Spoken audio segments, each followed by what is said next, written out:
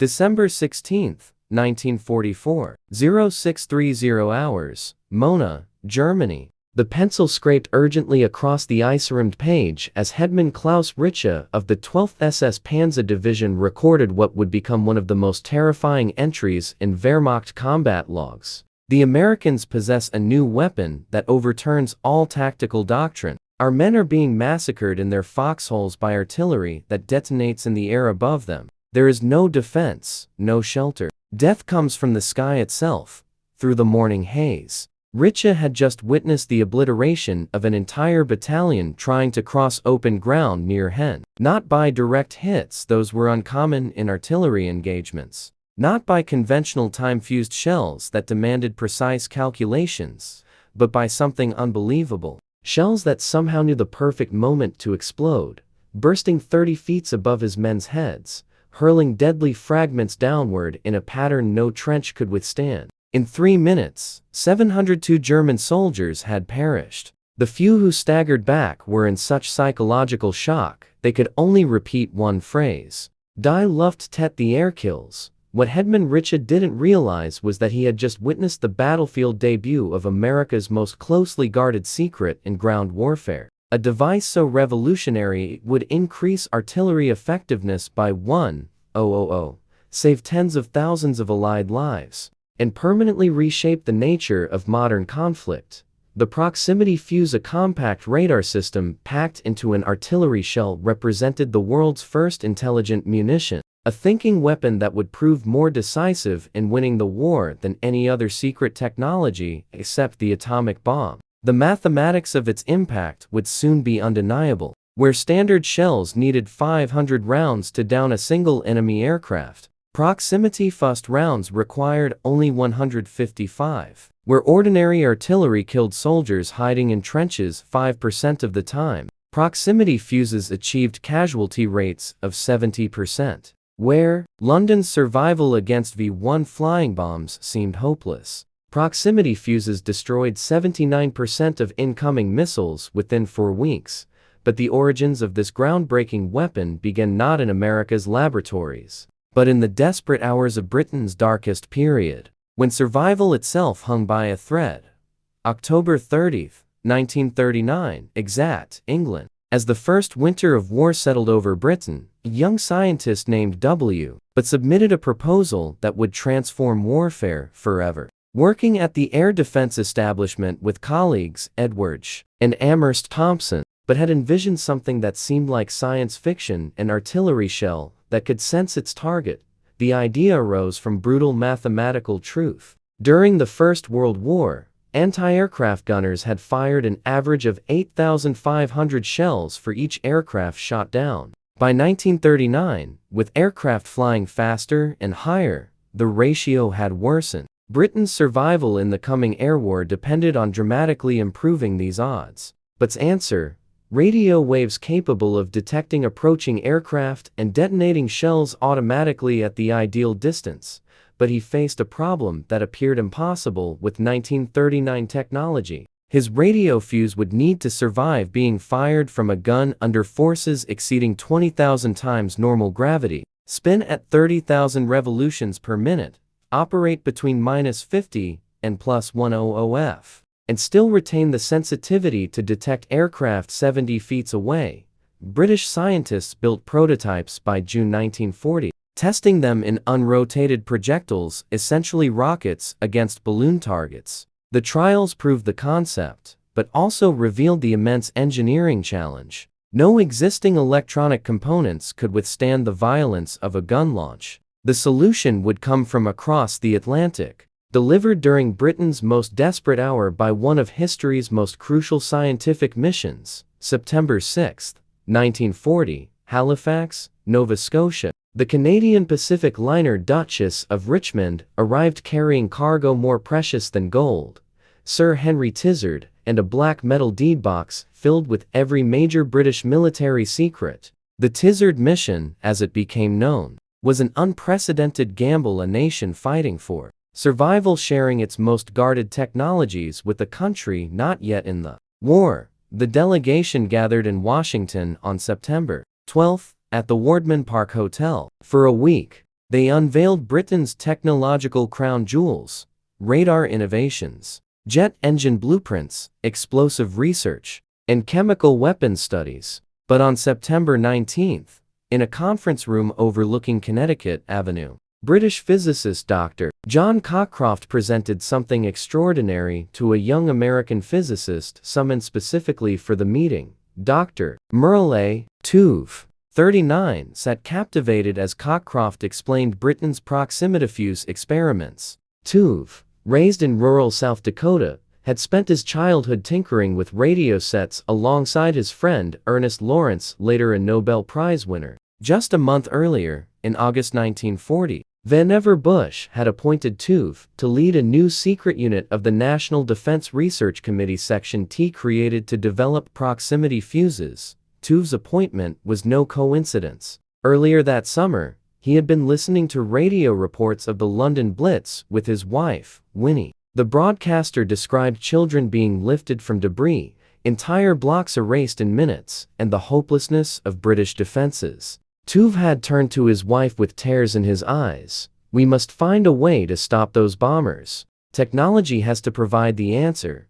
Now in that Washington conference room, Cockcroft was handing him exactly that opportunity. But the British concept, while brilliant, remained theoretical. No one had solved the fundamental problem: how to make vacuum tubes and electronic circuits that could survive being shot from a gun. Cockcroft was honest about British limitations. They lacked the industrial capacity and resources to pursue the massive development program required. America, with its vast industrial base and protected geography, represented the only hope. Tveit left the meeting with a mission that would consume the next 5 years of his life and mobilize the entire American electronics industry. The challenge seemed impossible. The solution would require innovations that didn't yet exist, manufacturing techniques never before attempted, and a scale of production that defied comprehension. December 1940, Department of Terrestrial Magnetism, Carnegie Institution, Washington, D.C. The mansion at 5241 Broad Branch Road had been transformed into the nervous center of America's most secret weapons program. Tveit had assembled a team that would address hate warfare. Richard B. Roberts, a nuclear physicist who had worked with Niels Bohr, Henry H. Porter, an expert in acoustics, Robert B. Broad, who had studied cosmic rays, Lawrence Hafted, a specialist in nuclear physics, Lloyd Berkner, pioneer in ionospheric research, and a 26-year-old physicist named James Van Allen, whose latter discovery of Earth's radiation belts would make him famous, but whose wartime contribution would remain classified for decades. The challenge they faced defied every assumption about electronics. A proximity fuse would need to be a complete radar system, transmitter, receiver, amplifier, and detonator compressed into a space smaller than a coffee can. It would need to generate radio waves, detect their reflection from targets, process the signal, and trigger detonation, all while experiencing forces that would destroy any conventional electronic device. Van Allen took on the most fundamental challenge, creating vacuum tubes that could survive being fired from a gun. Traditional vacuum tubes with their delicate glass envelopes and fragile filaments shattered at forces of just 100 times gravity. The proximity fuse would need to survive acceleration to 00 times greater. For 6 months, Van Allen worked with the Massachusetts hearing aid company Raytheon, developing miniaturized tubes with revolutionary construction. Instead of hanging filaments from delicate wires, they created rigid structures using techniques borrowed from hearing aid manufacturing. The breakthrough came in January 1942 with Van Allen's mousetrap spring innovation, a mechanical system that protected tube filaments during the massive acceleration of firing, then released them for normal operation during flight. The patent for this device would remain classified until 1947, but it represented one of the most important electronic innovations of the war. Lloyd Berkner achieved another crucial breakthrough in December 1940, developing a circuit design that used separate transmitter and receiver functions, significantly advancing beyond the British auditing concept. His innovation allowed the fuse to detect targets at greater distances with higher reliability, essential for effective combat performance. By March 1942, the project had outgrown Carnegie's facilities. Johns Hopkins University established the Applied Physics Laboratory in an abandoned Chevrolet dealership at 8621 Georgia Avenue in Silver Spring, Maryland. The building still smelled of motor oil and rubber when the first scientists arrived, but within weeks, it housed the most advanced electronics laboratory in the world. Merle Tuve became Apple's first director, establishing a laboratory culture that would define American weapons development for decades. Signs appeared on every wall. "I don't want any damn fool in this laboratory to save money. I only want him to save time." Another read, "Our moral responsibility goes all the way to the final battle use of this unit. Its failure. There is our failure." The technical specifications of what they achieved still seem impossible, even by today's standards. The proximity fusee operated as a continuous wave radar system, transmitting at 180-222 MHz, frequencies that in 1940 were considered the cutting edge of radio technology. The projectile's metal shell body served as the transmitting antenna, excited by a small conical antenna in the nose. The entire system employed an autodyna configuration where a single oscillator tube functioned as both transmitter and receiver. An elegance of design born from brutal space constraints. Inside a space barely 5 in long and 2 in diameter, they packed 4 miniaturized vacuum tubes, 130 electronic components, a wet cell battery, safety mechanisms, and the detonator system. The oscillator tube generated a 70 MHz signal with harmonics at 180-220 MHz. When these radio waves bounced off approaching targets, they created interference patterns that varied the oscillator loading, producing beat frequencies in the 200 to 800 Hz range. These signals were amplified through a 2-stage amplifier, filtered for the specific frequencies that indicated an approaching target, then triggered a thiron gas fill tube that initiated detonation. The power source represented an earth-shattering impossible innovation. Traditional batteries couldn't survive the G-forces or provide sufficient power in such a small space. The solution came from National Carbon Company, which developed a revolutionary reserve battery using liquid electrolyte stored in a glass ampule. The firing shock would shatter the ampule, and centrifugal force from the shell's spin would drive the electrolyte into stacked carbon and zinc plates, activating the battery during flight. This meant the battery had unlimited shelf life before use, but provided full power exactly when needed. Safety systems prevented premature detonation through multiple mechanisms. Centrifugal switches remained open until the shell reached proper spin rate. A 0.5 to 0.7 second arming delay after firing prevented detonation near friendly forces. The sensitivity increased gradually during flight, reaching maximum effectiveness at typical engagement ranges. January 5, 1943, 0800 hours. Southwest Pacific near Guadalcanal. USS Helena's radar detected incoming aircraft. 4-3 of Val dive bombers approaching at 1200 aft. Lieutenant Russell, Red Cochran, commanding the aft 5 in battery, had been briefed on the new ammunition just days before. In the magazine below, gunners loaded shells marked with special green bands. The Navy's indication of proximity fused rounds. Range 8,000 yards and closing. Called the rangefinder operator, Cochran watched the approaching planes through his binoculars. In conventional combat, his guns would need direct hits, nearly impossible against maneuvering aircraft. But these shells were different. They only needed to pass within 70 feet of the target. Commence firing. The first salvo erupted from Helena's guns. The shells traced red arcs across the morning sky, passing near the Leadville. Nothing happened. They were still too distant. The second salvo followed 15 seconds later. At 5,000 yards from Helena, 11,000 feet altitude, one shell passed approximately 60 feet from the lead bomber.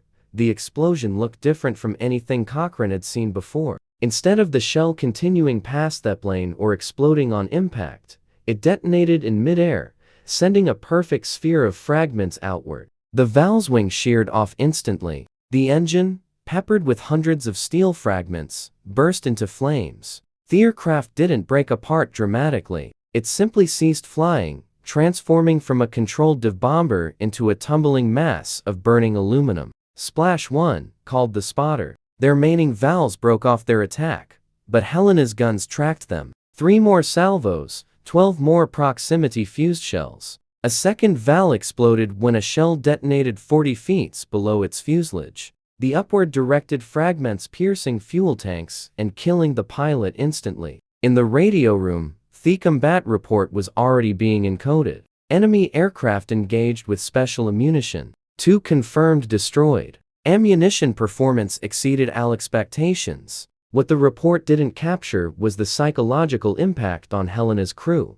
Gunner's mate, First Class Anthony Pui, later recalled, "We couldn't believe it. For months, we'd fired thousands of rounds at planes, maybe hitting one if we were lucky. Now, we were knocking them down with just a few shots. It was like God himself was guiding our shells." Samuel Eliot Morrison, the Navy's official historian present in the Pacific, would write, "The smoking fuselages and bright surface bonfires attested the accuracy of anti-aircraft batteries and the efficiency of the super-secret Mark 32 shell fuse. The impact rippled through the Pacific Fleet with stunning speed." On August 12, 1942, even before Helena's combat debut, USS Cleveland had conducted the test that convinced the Navy to stake everything on this new technology. In Chesapeake Bay, the cruiser faced radiocontrolled drone aircraft, sophisticated targets that could perform evasive maneuvers. The test was scheduled for 2 days. It lasted less than 2 hours. First drone destroyed with the second burst of proximity-fused shells. Second drone eliminated on the 4th burst. Third drone obliterated on the 1st burst. The Navy observers were shocked. They canceled the remaining tests and immediately ordered mass production. Admiral William Spike Blandy, watching from Cleveland's bridge, turned to his aide. "This changes everything. Every ship in the Pacific needs these rounds immediately." By spring 1943, proximity fuses were flowing to the Pacific in extraordinary quantities. The first 5,000 rounds went to USS Enterprise, USS Saratoga, and USS Helen under the personal supervision of Commander W.S. Parsons, the same officer who would later arm the atomic bomb aboard Enola Gay. Security was absolute. The shells were stored in special magazines with armed guards. Only gunnery officers were briefed on their capabilities.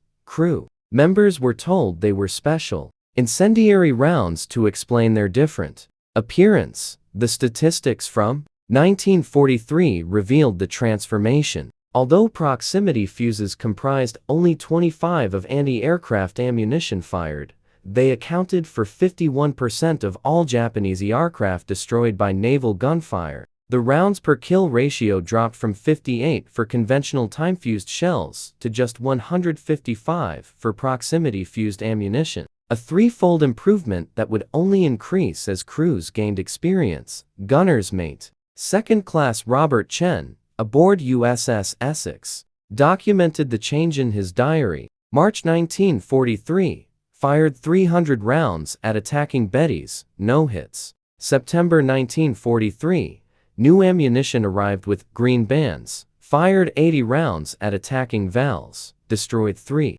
The guys think we've gotten better at shooting. They don't now. It's the shells doing the thinking now. June 19, 19,441,000 hours. Philippine Sea. 200 meters west of Guam, Lieutenant James Van Allen stood on the flag bridge of USS Washington, watching the radar screens fill with approaching contacts. The Sam James Van Allen, who had developed the shockproof vacuum tubes, now witnessed his invention's ultimate test. The Japanese had launched their entire carrier aviation strength 423 aircraft in a desperate attempt to destroy the American fleet. Supporting the Marianas invasion, Van Allen had been commissioned in November 1942 and spent 16 months training gunnery officers throughout the Pacific Fleet. He knew every ship was loaded with proximity-fused ammunition. He knew the theoretical effectiveness. But theory and combat were different things.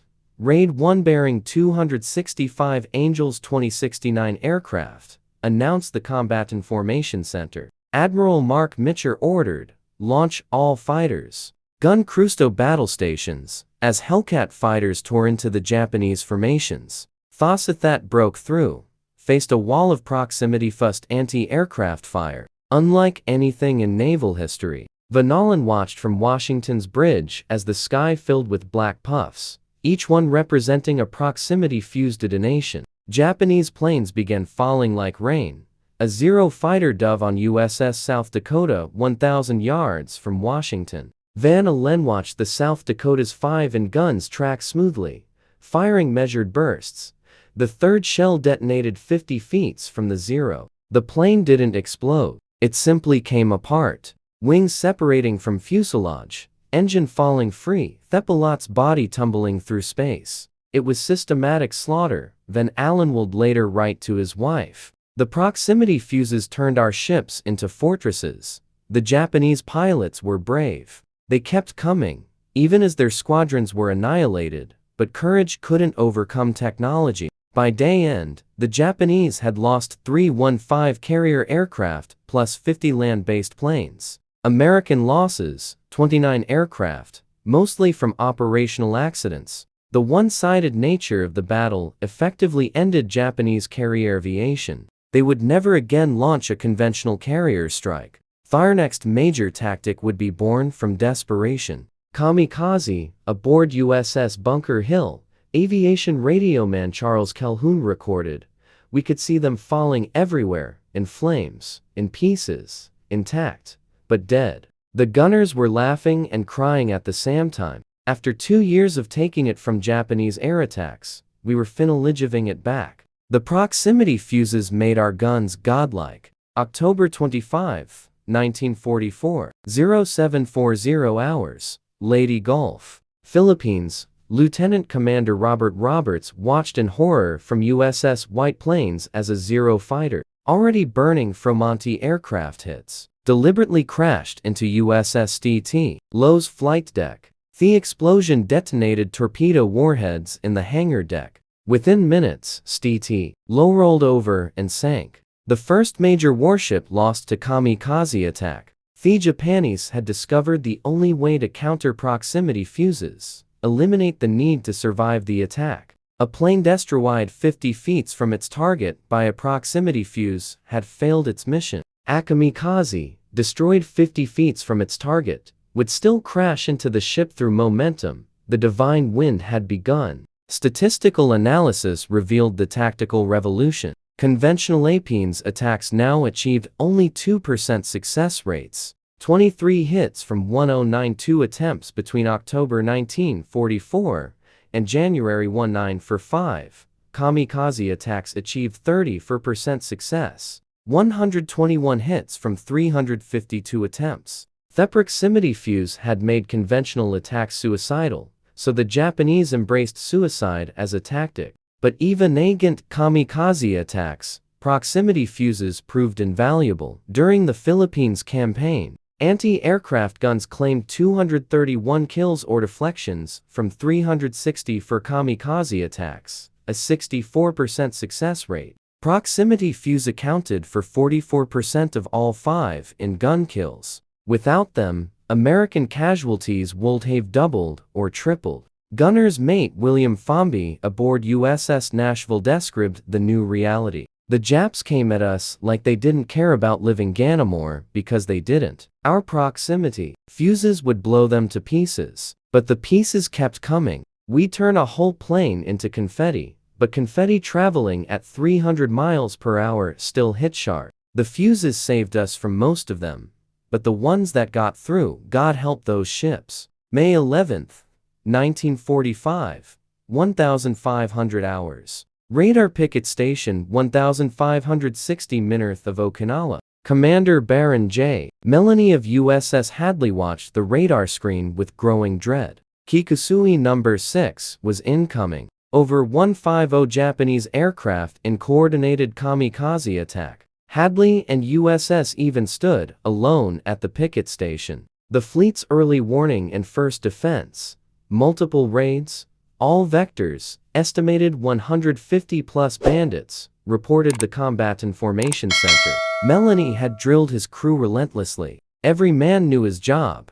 The 5 magazines were loaded entirely with proximity-fused shells. The gun crews had practiced until they could maintain 15 rounds per minute per gun, the maximum sustainable rate. A T-1520. The first wave attacked 12 aircraft from the north. Hadley's guns opened fire at 12,000 yards. The proximity fuses began their deadly work. First plane destroyed at 8,000 yard. Second at 6,000. Third at 4,000. The fourth kamikaze, already burning, crashed 50 yards off the starboard beam, showering the ship with debris, but causing no serious damage. But this was just the beginning. For the next 95 minutes, Hadley fought for survival against continuous waves of attackers. The gun barrels glowed hot, ammunition handlers collapsed from exhaustion and were replaced. The proximity fuses never stopped working. Gunner's mate, 2nd Class Robert Eiley, manning gun mount 52, later testified, "They came from everywhere, high, low, all directions. The proximity fuses were beautiful. We'd fire, and 3 seconds later there'd be an explosion and burning pieces falling. Fire again, another explosion. It was like a rhythm. Boom, boom, boom. Wait, 3 seconds. Explosion. Boom, boom, boom. Explosion. A T-1615. Hadley's luck ran out. 3 kamikazes, all heavily damaged by proximity fuse explosions, but still flying, crashed into the ship in quick succession. A bomb from a 4th aircraft exploded in the after engine room. Hadley was devastated. 30 killed, 68 wounded, engineering spaces flooded, fires raging. But the ship survived, and the gun crews kept fighting. Even as damage control parties fought fires and flooding, the forward guns continued engaging attacking aircraft. When the action ended at 1,655, Hadley had shot down 23 aircraft, an all-time record for a destroyer in a single engagement. Commander Mellon's after-action report stated, "The proximity fuse was indispensable to our survival. Without it, we would have been overwhelmed in the first 20 minutes. Even damaged and burning, the fuses allowed us to continue defending Gersels when conventional ammunition would have been useless against such numbers." The Okinawa campaign's final statistics were sobering. 1,900 Japanese aircraft in kamikaze attacks, 368 US-hips damaged, 34 sunk, 497 sailors killed, 4,824 wounded. Yet post-war analysis concluded that without proximity fuses, casualties would have exceeded 15,000, with over 100 ships sunk. The proximity fuse had made death difference between painful victory and potential defeat. June 13, 1944.04 hours, London. The distinctive pulsajet engine sound echoed across the city, a harsh buzzing that would soon terrorize millions. The first V-1 flying bomb of the main offensive impacted in Grove Road, Bethnal Green, killing 6 civilians, including Mrs. Carrie Harrison, who became the first London victim of Hitler's revenge weapon. But unlike Theblitz of 1940-41,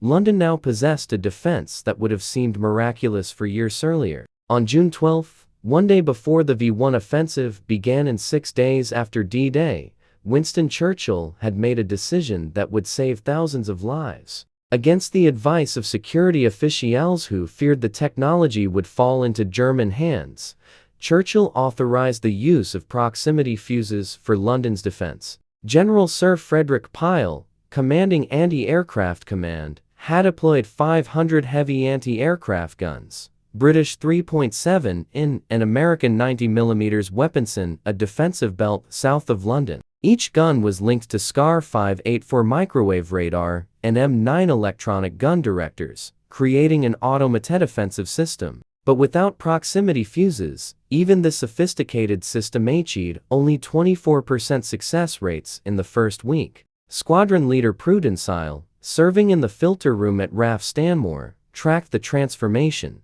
The first week was terrifying. We'd plot dozens of V-1s approaching London, and most got through. The guns were firing constantly, but hitting almost nothing. Then something changed in the second week. Suddenly, the guns started destroying everything. The plotting board showed V1 after V1 disappearing 10 miles from London. What Hill witnessed was the arrival of proximity fuses flown directly from American production lines.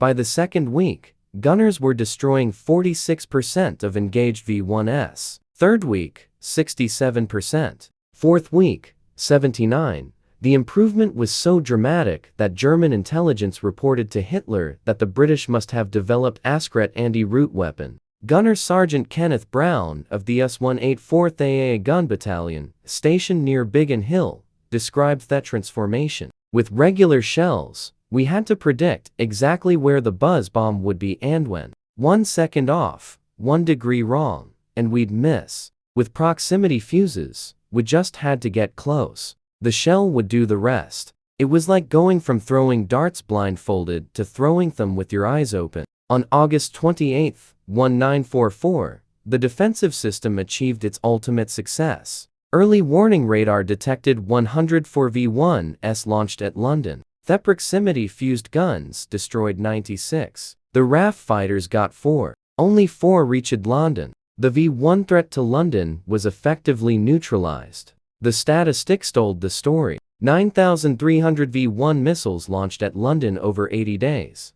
Approximately 2,340 destroyed by proximity-fused anti-aircraft fire. Without this defense, estimated additional casualties would have exceeded 20,000 dead and 50,000 wounded. Churchill would later write, "The proximity fuse, more than any other single development, saved London from devastation by flying bombs."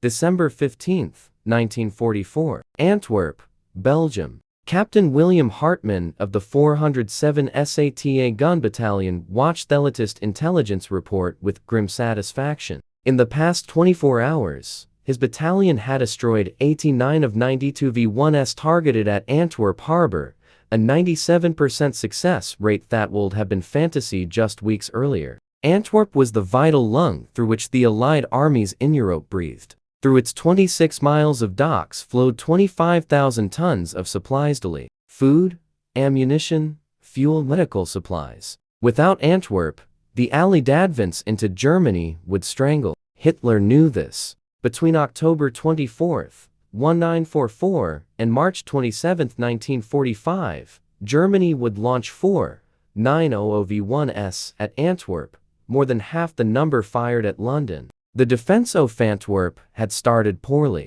In early November, conventional time-fused shells achieved only 40% success rates. V1s were impacting the port area at a rate of 30 per day, threatening to close the vital supply line. Then in mid-December, a Lancaster bomber made an emergency landing at Antwerp Airport. Its cargo 10000 proximity fuses flown directly from Cincinnati on Churchill's personaliter. Technical Sergeant Joseph Crack, operating an SCR 584 radar unit, witnessed the immediate change. Before proximity fuses, we'd track a buzz bomb perfectly, feed perfect data to the guns, and watch our shells explode behind, in front, above, below, everywhere but on target. After proximity fuses, same tracking, same data, but now every gun burst meant a dead buzz bomb. It was like someone had given us guided missiles. The German V1 cruised, launching from sites in Holland, couldn't understand what was happening. Launch sites that had successfully delivered 80% of their missiles to Antwerp suddenly saw 90 destroyed in flight. They increased launch rates. They varied launch times. They tried flying V1s at different altitudes. Nothing worked.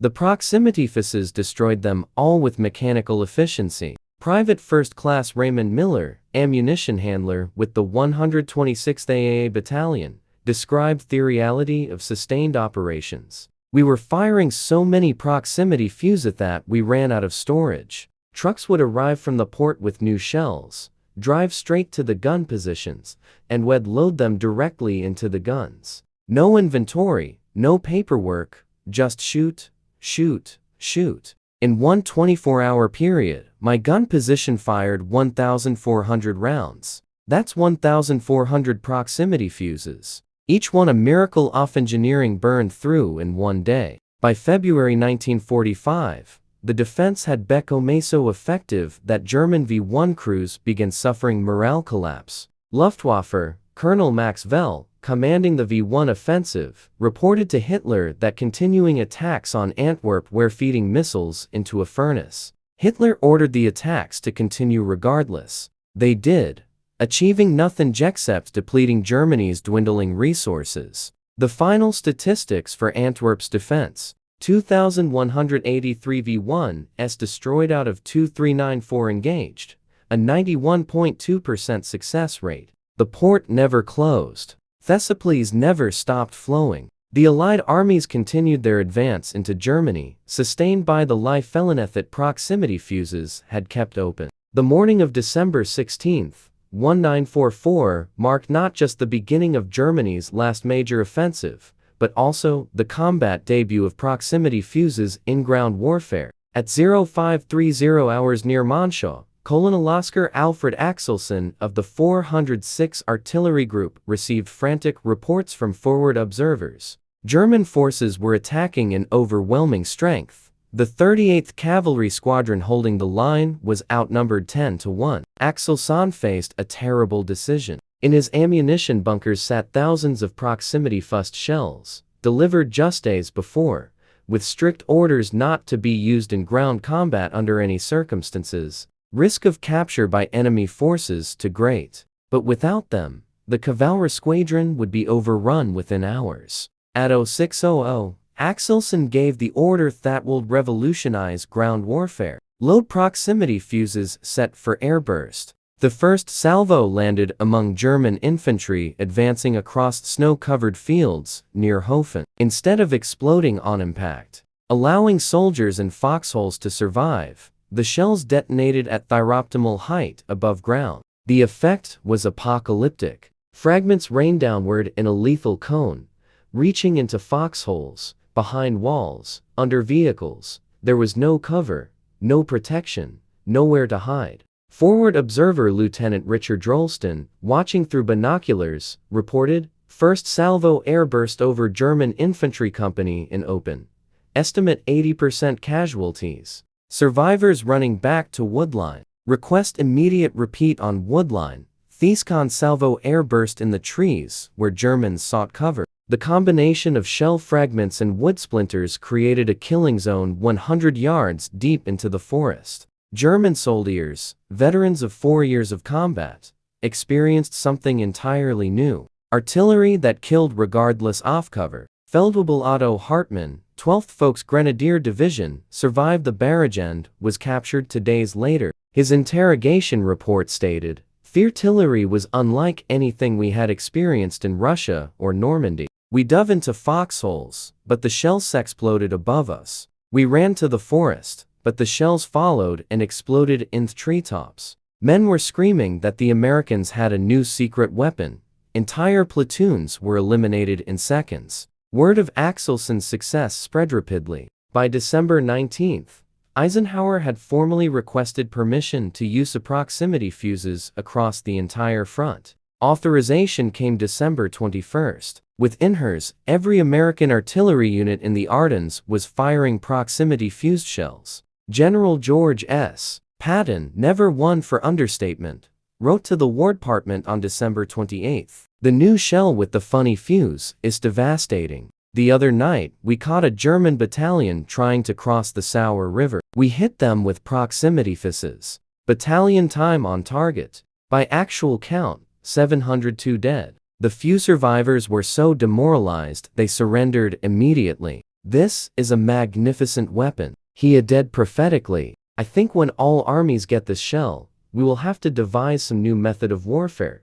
I am glad you all thought of it first." The proximity fuse that was revolutionizing battlefields from the Pacific to Europe began in the most unlikely places. Converted bakeries, former automobile garages, and Christmas light factories across America. The transformation of Merle Tavit's laboratory prototype into mass production represented one of the greatest industrial achievements in history. By late 1942, the challenge seemed insurmountable. Each proximity fuse required 130 precision components that had never been mass-produced before. The miniature vacuum tubes alone required tolerances measured nth of an inch. The entire assembly had to be perfect. A single failed component meant a dud shell that might kill American soldiers instead of the enemy.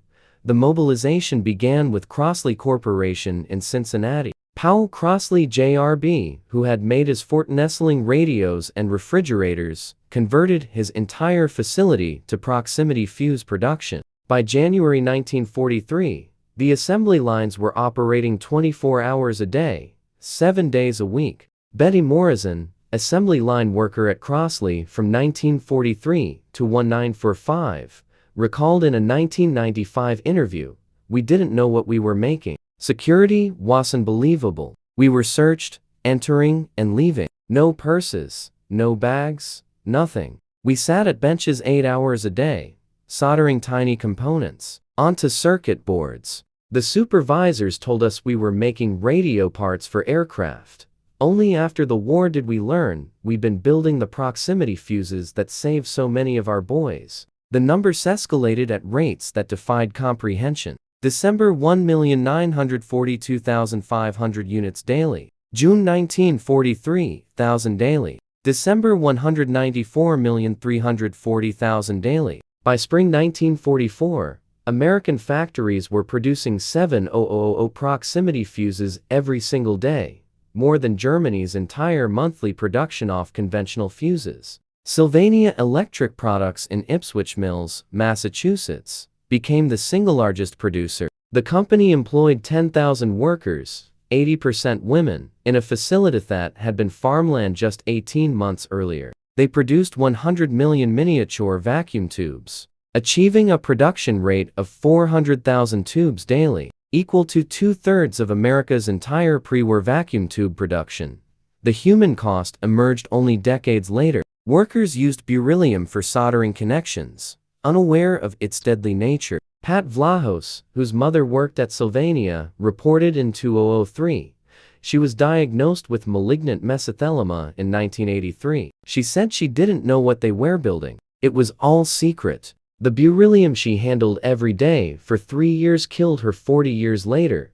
The production statistics tell their own story of American industrial might. 87 companies, 110 factories, 80,000 workers at peak production. From Universal Laboratories to Christmas light factories, from hearing aid companies to automobile parts manufacturers, America transformed its industrial base to produce the world's first smart weapon. The cost reduction achieved through mass production was equally remarkable. First units in 1942, $732 each, equivalent to $11,514 in $20. By 1945, 18 each, equivalent to $256 in 2020, a 97.5% cost reduction while maintaining 80% operational reliability, a manufacturing ideal that only American industry could achieve. The proximity fuse program's security rivaled that of the Manhattan Project, and for good reason.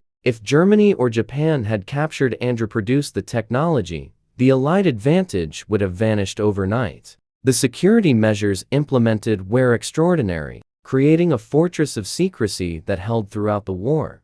Captain C. Oster, shoemaker of the Naval Bureau of Ordnance, invented the deliberately misleading name variable time fuse especially to cloak the significance of the device. The Army used posit meaningless letters that revealed nothing. Workers in factories were told they were making radio components or electronic parts for aircraft. Even the abbreviation VT was classified.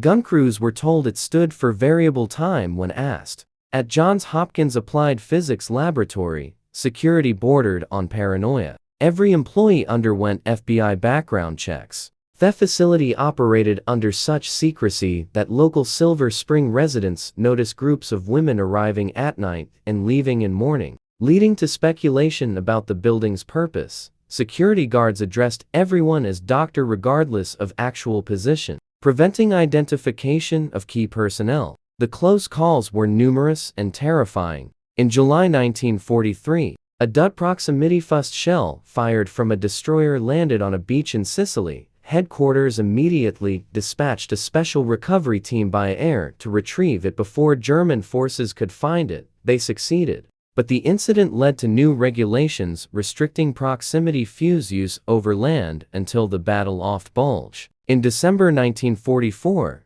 the ultimate Securitätsmär occurred. During the German offensive in the Ardennes, Wehrmacht Vorzuwehren an American ammunition dump containing 20,000 proximity fuses. If German scientists had recognized what they captured, they could have potentially developed countermeasures or occupied the technology. Incredibly, German engineers examined the captured fuses and concluded they were impossible. A post-war interrogation of Dr. Hans Jerschen, leading German fuse expert, revealed their thinking. We examined American fuses captured in the Aden. We concluded they could not function as claimed. No vacuum tube could survive the acceleration forces. The Americans were attempting to deceive us with propaganda about super weapons. The Germans had the proximity fuse in their hands and didn't believe it could work. Testimony to how far American technology had leaped. Both Germany and Japan pursued proximity fuse development throughout the war, but neither achieved operational deployment, a failure that would prove decisive in their defeats. Germany's efforts were extensive but fragmented. The Luftwaffe pursued acoustic fuses triggered by aircraft engine noise. Rheinmetall-Borsig developed electrostatic field fuses. The Wehrmacht tested photoelectric fuses.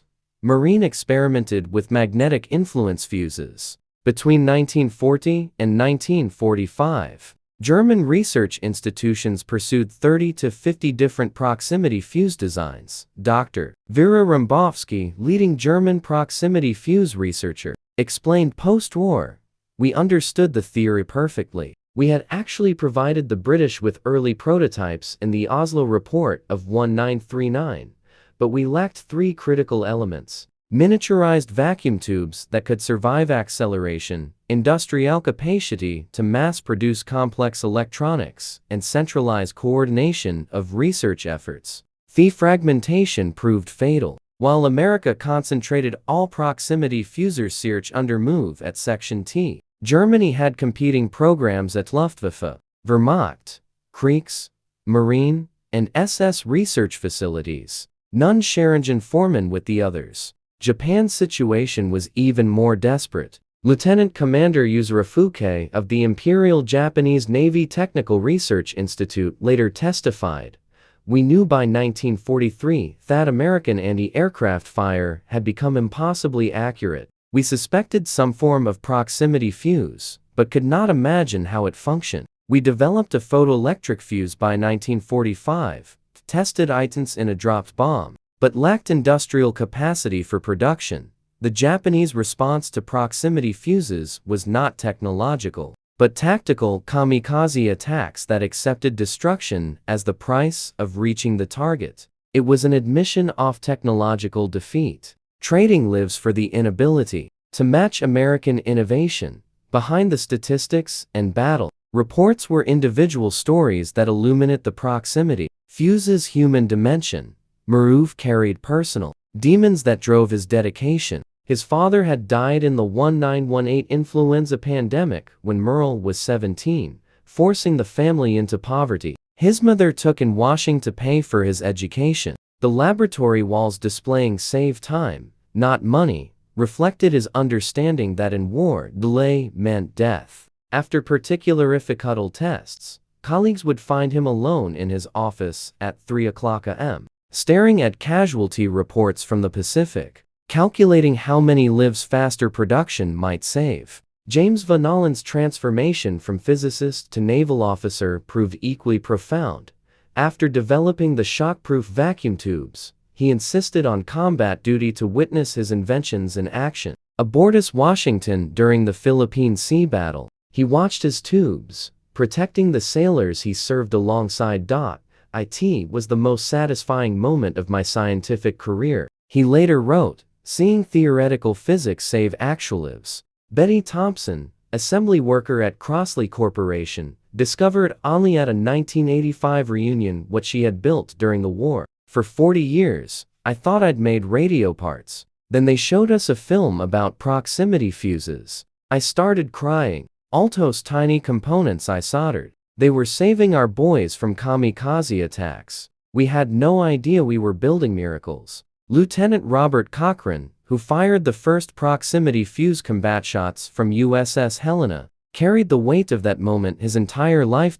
In a 1975 interview, he reflected, "I knew we were firing something special. The security briefing made that clear. But when I saw that Japanese plane just come apart in mid-air without being hit directly, I realized we had something that would change everything. It was like being present at the invention of gunpowder." Technical Sergeant Marie Collins, one of the few women permitted inside the Applied Physics Laboratory, worked on quality control testing. We would test fuses by firing them from airguns, checking if they armed properly. One day, a fuse activated prematurely, nearly killing 3 technicians. We realized then that we weren't just building electronics. We were building weapons that had to be perfect, or Americans would die. The German perspective proved equally. Headman Klaus Richa, who witnessed the first ground combat use proximity fuses at Monschau, survived the war as a prisoner in 1965,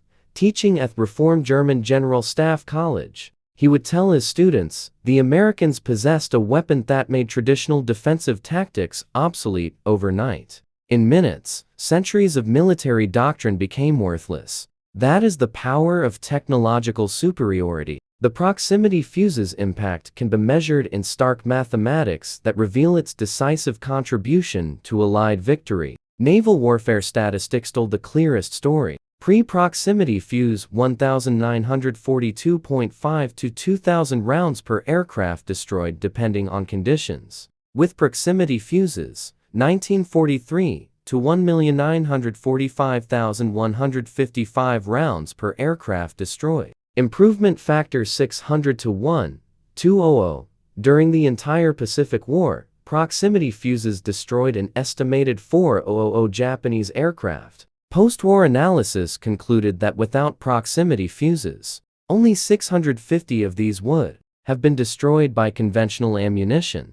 The 3,350 additional aircraft destroyed by proximity fuses would have killed an estimated 8,000 American sailors and sunk 40 to 50 additional ships. The V1 defensive campaign provides equally dramatic numbers. London, 2,340 V1s destroyed by proximity fuses. Without them, based on week 1 success rates, only 560 would have been destroyed. The additional 780 V1s would have killed an estimated 9,000 civilians and wounded 25,000. Antwerp's defense was even more remarkable. 2,183 V1s destroyed from 2,394 engaged. 91.2% success rate. Without proximity fuses, achieving only the 40% rate of conventional shells. 1,400 additional V1s would have impacted the port area, likely closing Antwerp and strangling Allied operations in Northwest Europe. Ground combat statistics from the Battle of the Bulge. 200,000 proximity fuse shells fired in 2 weeks. Estimated German casualties from proximity fuses, 10,000 to 15,000. Traditional artillery would have achieved perhaps 2,000 casualties with same ammunition expenditure. The psychological impact, entire unsurrendering rather than face air-burst bombardment, cannot be quantified, but clearly contributed to the German offensive failure. Production statistics reveal American industrial supremacy. 22,73. 481 proximity fuses manufactured. 87 companies involved. 110 factories operating. 80,000 workers at peak production. $1 billion investment, equivalent to $15 billion today. The cost per kill analysis proves remarkable efficiency. Average cost of proximity fuse by 1945, 18. Average conventional rounds required per aircraft kill 500 at $2 each equals 1,000. Proximity fuse rounds per kill, 155 at $18 each equals 2,790. While proximity fuses cost more per kill, they achieved that kill with 69 fewer rounds, reducing gun barrel wear, crew fatigue, and logistical burden while dramatically increasing defensive success rates. The proximity fuse's importance was recognized at the highest levels of Allied leadership, with testimonials that place it among the war's most decisive technologies. Vannevar Bush, director of the Office of Scientific Research and Development, provided the most comprehensive assessment.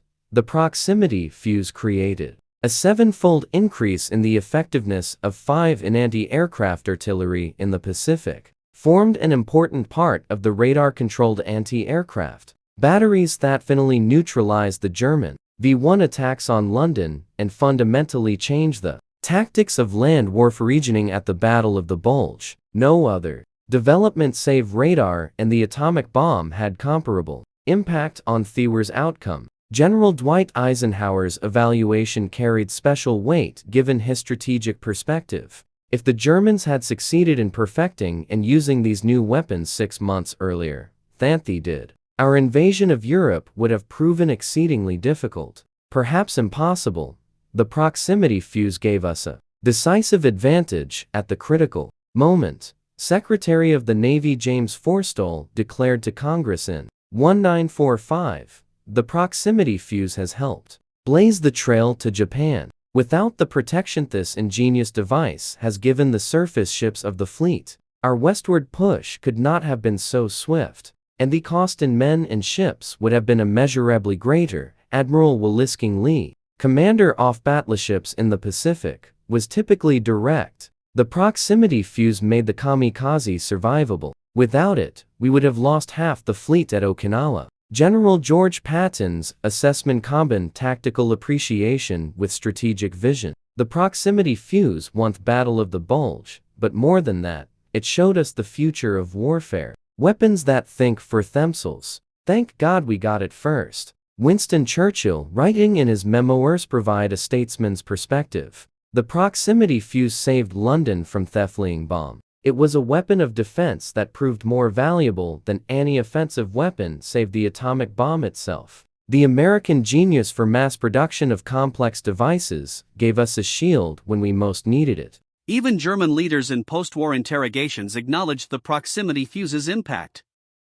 Field Marshal Gerd von Runitz stated the American proximity fuse made our traditional defensive positions untenable. We could no longer rely on entrenchments and fortifications.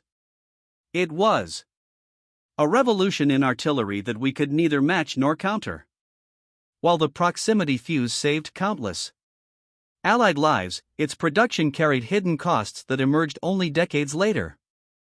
The beryllium used in manufacturing proved deadly. Workers at Sylvania, Crossley, and other facilities handled beryllium copper alloys daily, unaware of the metal's toxicity. Beryllium disease with its 20 to 60-year latency period struck hundreds, perhaps thousands of workers decades after the war. Margaret Chen, whose mother worked at Sylvania's Ipswich Mills facility, testified before Congress in 2001. "My mother soldered proximity fuse components for 3 years. She was proud of her war work. In 1978 she developed beryllium disease. She died in 1983, drowning in her own lungs. She was a casualty of war just 40 years delayed." The Department of Energy's former worker medical screening program, initiated in the 1990s, identified hundreds of World War II electronics workers suffering from beryllium-related diseases.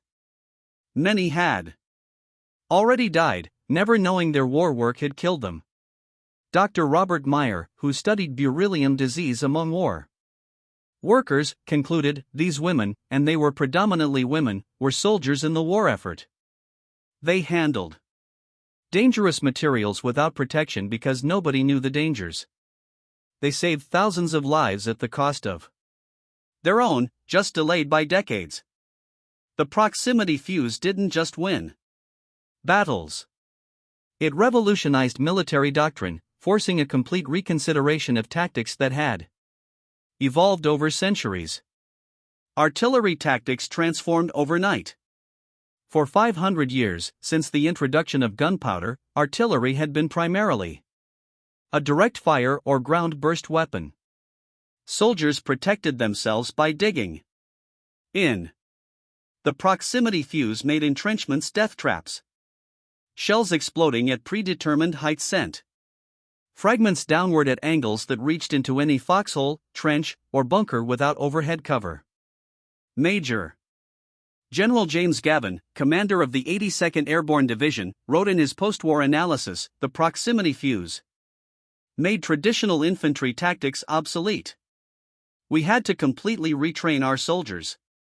Dispersion became essential. Overhead cover became mandatory. Movement replaced entrenchment as the key to survival. Naval tactics experienced equal transformation. Before proximity fuses, naval task forces required massive fighter umbrellas for protection against air attack. After proximity fuses, surface ships could operate independently, their anti-aircraft batteries providing reliable defense. This flexibility allowed the island hopping campaign in the Pacific to accelerate dramatically." Admiral Raymond Spruant noted, "The proximity fuse gave us tactical freedom we never had before. We could detach single destroyers for independent operations, knowing they could defend themselves against air attack. This multiplied our effective force by allowing dispersed operations. Air defense doctrine evolved from statistical barrage to precision engagement. Pre-proximity fuse doctrine called for filling the sky with shells, hoping for lucky hits. Post-proximity fuse doctrine emphasized controlled aimed fire with high kill probability. Gun crews transitioned from volume firers to precision marksmen.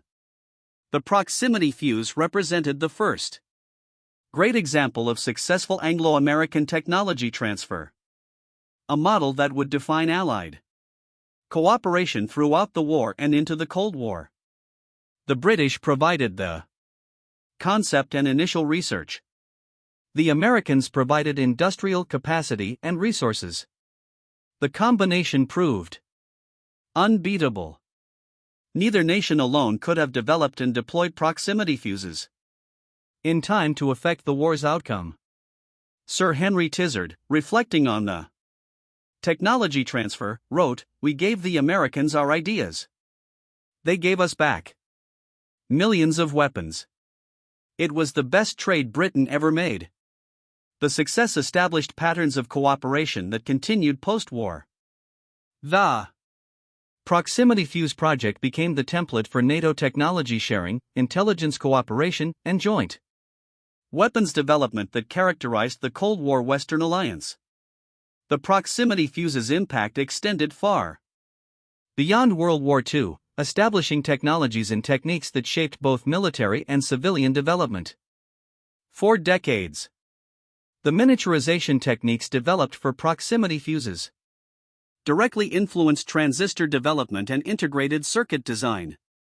James Van Allen applied shock hardening methods learned from proximity fuses to instruments aboard Explorer 1, America's first satellite, which discovered the Van Allen radiation belts. The organizational model. University laboratories partnering with industry under government coordination became the template for Cold War research. Johns Hopkins Applied Physics Laboratory, created specifically for proximity fuse development, continues as one of America's premier defense research institutions, having contributed to everything from submarine-launched ballistic missiles to space exploration. Quality control procedures developed for proximity fuses requiring 80% reliability under extreme conditions established new standards for aerospace and defense industries. The statistical process control methods pioneered by Western Electric for proximity fuse production became standard throughout American industry. The proximity fuse itself evolved into modern smart weapons. Today's radar-guided missiles, laser-guided bombs, and GPS-directed munitions all trace their lineage to the first smart weapon, the proximity fuse. The concept of a thinking weapon, one that could make decisions without human intervention, began with Merle II's vacuum tubes. In May 1945, American technical intelligence teams racing through defeated Germany made a shocking discovery. In underground facilities and hastily abandoned laboratories, they found extensive German proximity fuse research, far more advanced than anticipated, but still years from deployment. Colonel Howard Dix, leading technical intelligence team 314, reported from the Luftwaffe research facility at Fulkenroa. The Germans had proximity fuse programs at every major research institution. They understood the principles perfectly. They had designs that might have worked. What they lacked was our industrial capacity to transform laboratory prototypes into mass production. The evidence was overwhelming. At Peenemünde, where V-2 rockets were developed, researchers had tested acoustic proximity fuses. At Rechlin, the Luftwaffe Test Center, photoelectric fuses underwent evaluation. The marine facility at Kiel had developed magnetic influence fuses for naval shells. Dr. Albert Speer, Hitler's armaments minister, explained during interrogation, "We knew about proximity fuses from captured American shells in December 1944. Our scientists said they were impossible. No electronics could survive such forces. When we finally believed they were real, it was too late. We lacked the vacuum tube technology, the production facilities, and most importantly, the time." The German failure revealed the proximity fuze true achievement, not just technical innovation, but the marriage of science and industry on a scale only America could achieve in 1940s wartime conditions. Japanese attempts to understand proximity fuses proved even more futile. Post-war interrogations revealed complete bewilderment about American anti-aircraft effectiveness. Admiral Tsutoyoda, Commander-in-Chief of the Combined Fleet, testified, by 1944, American anti-aircraft fire had become supernatural in its accuracy. Our pilots reported shells that seemed to chase their aircraft, exploding at exactly the right moment. We assumed it was a new type of radar control, never imagining the shells themselves contained radar. Captain Mitsuo Fuida, who had led the Pearl Harbor attack, survived multiple encounters with proximity-fused anti-aircraft fire. He recalled, during attacks on American carriers in 1944, I watched experienced pilots simply disintegrate in midair, their aircraft shredded by shells that exploded without hitting them. We had no explanation. Some pilots believed the Americans had developed a death ray. The Japanese response, kamikaze tactics, represented technological defeat. Unable to match American innovation, they resorted to turning pilots into guided missiles, accepting certain death to achieve any damage at all. While Germany and Japan failed to develop proximity fuses, the Soviet Union succeeded through espionage. Julius Rosenberg, working at Emerson Radio and Phonograph Corporation, stole a complete proximity fuse in 1944, delivering it to Soviet intelligence. The theft remained unknown until Rosenberg's arrest in 1950. By then, Soviet forces had deployed their own proximity fuses based entirely on American designs. The Korean War saw Communist forces using proximity-fused anti-aircraft shells against American aircraft. American technology turned against its creators. David Greenlass, Rosenberg's brother-in-law, who testified against him, stated, Julius was proud of stealing the proximity fuse. He said it was more important than the atomic bomb information because it could be used immediately. He was probably right. Military historians consistently rank the proximity fuse among World War II's three most decisive technologies, alongside radar and atomic weapons. But unlike the atomic bomb used only twice, proximity fuses saw continuous combat use from January 1943 through August 1945, affecting thousands of engagements. Dr. Arnold Kramer, military historian at Texas A&M University, concluded, the proximity fuse killed more enemy soldiers, saved more Allied lives, and influenced more battles than any other secret weapon of World War II. It was the war's most effective secret weapon because it was used everywhere all the time with devastating effect. The statistics support this assessment.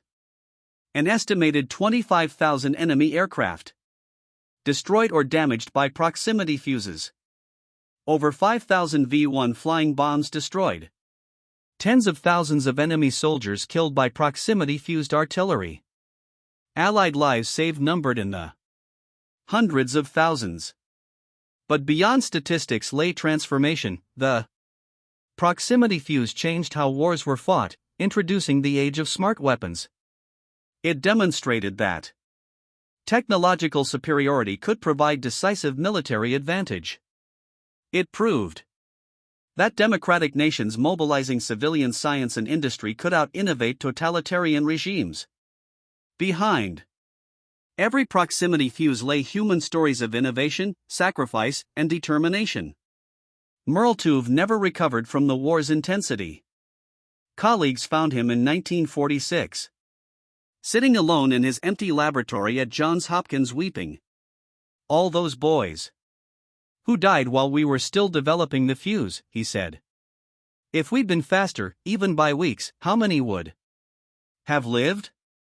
He spent his remaining years in astronomical research, seeking distance from weapons development. James Van Allen parlayed his wartime experience into pioneering space research. The shock hardening techniques he developed for proximity fuses protected instruments on early satellites. When asked about his wartime work, he would say simply, "I helped save lives. Everything else I've done pales in comparison." The women who assembled proximity fuses, Betty Morrison at Crossley, Marie Collins at Johns Hopkins, thousands of others whose names are lost, carried their secret service quietly. Most never knew what they built until decades later, if at all. Their nimble fingers and patient precision saved countless lives half a world away. The soldiers and sailors who fired proximity fuses understood their value immediately. Gunner's mate Anthony Puy of USS Helena spoke for many. Those green banded shells were like having God on our side. Every time we loaded one, we knew some American pilot or sailor would live because of it.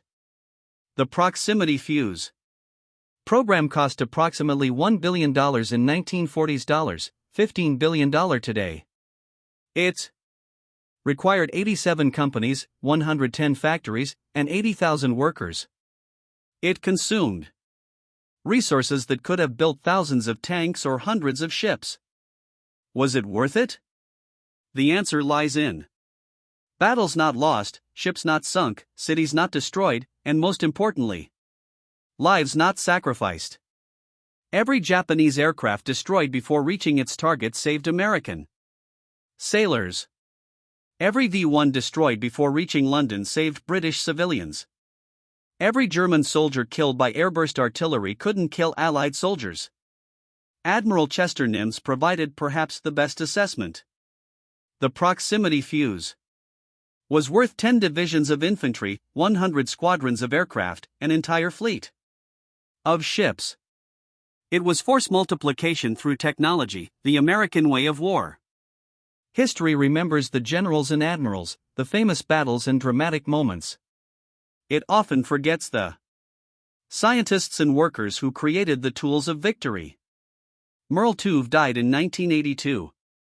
His name unknown to most Americans despite his decisive contribution to victory.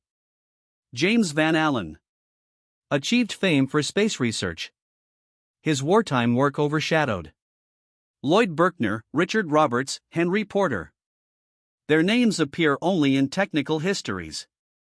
The women who assembled proximity fuses remain almost entirely forgotten. No monuments honor their service. No medals recognize their contribution. Yet their patient precision, working with deadly materials they didn't understand, building weapons they couldn't comprehend, saved more lives than most decorated heroes. perhaps that anonymity is fitting. The proximity fuse succeeded through collective effort. British scientists sharing secrets. American researchers solving impossible problems. Factory workers assembling miracles. Soldiers and sailors employing revolutionary weapons. No single hero, but hundreds of thousands contributing to a common cause. 2 weeks after that first devastating use at Monshaw, as 1944 turned to 1945, man Klaus Richa made his final diary entry. The Battle of the Bulge was failing.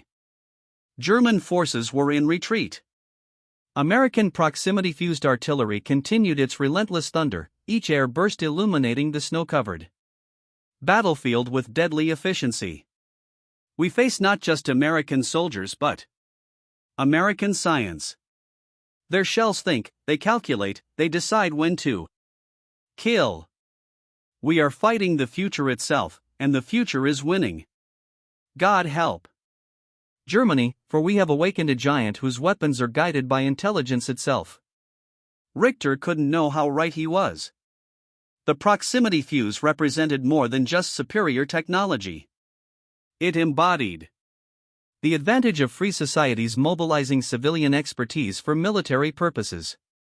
While German scientists worked in isolation and Japanese researchers operated in ignorance, American scientists, British physicists, and Canadian engineers collaborated openly, exchanging discoveries and solving problems collectively.